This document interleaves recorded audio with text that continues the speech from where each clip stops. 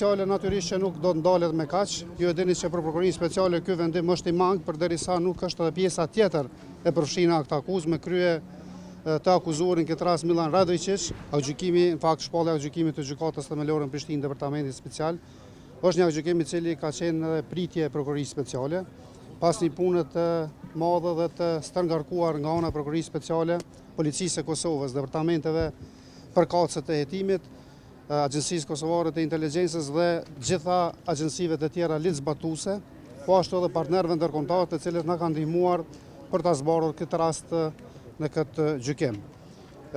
Prokuroria speciale natyrisht që nuk do të ndalet me kaq. Ju e dini që për prokurorinë speciale ky vendim është i mangë, përderisa nuk është edhe pjesa tjetër e përfshina këtë akuzë me krye të akuzuarin këtë rast Milan Radojčić, por që prokuroria speciale do të bëjë gjitha përpjekjet që të njëjtët të sillen para organeve të drejtësisë. Ne realisht, siç e dini, javën e kaluar veç që kemi arrestuar njërin prej pjesëmarrësve i cili dyshohet të ketë qenë në mënyrë direkte ose indirekte i përfshirë në këtë rast, por që edhe përpjekjet tona do të jenë maksimale që edhe pjesa tjetër që mendojnë që nuk janë tash për tash të kapshëm për organet e drejtësisë do të sillen shumë shpejt para organeve të drejtësisë. Në lidhje me raportimin për këtë rast, sepse ky ka qenë një ndër rastet më komplekse që ka ndodhur pas luftës, me rasti i tillë i cili ka pas për pasojë vdekjen e policit, këtë rast rështerit afrim Bonjaku, lëndimin e policëve të tjerë, terrorizimin e banorëve në atë pjesë si dhe tendenca e këtij grupi për me nda territorin e Republikës së Kosovës. Kjo realisht do të thonë, ky gjykimi i jep një mesazh shumë qartë gjithë atyre pa dallim.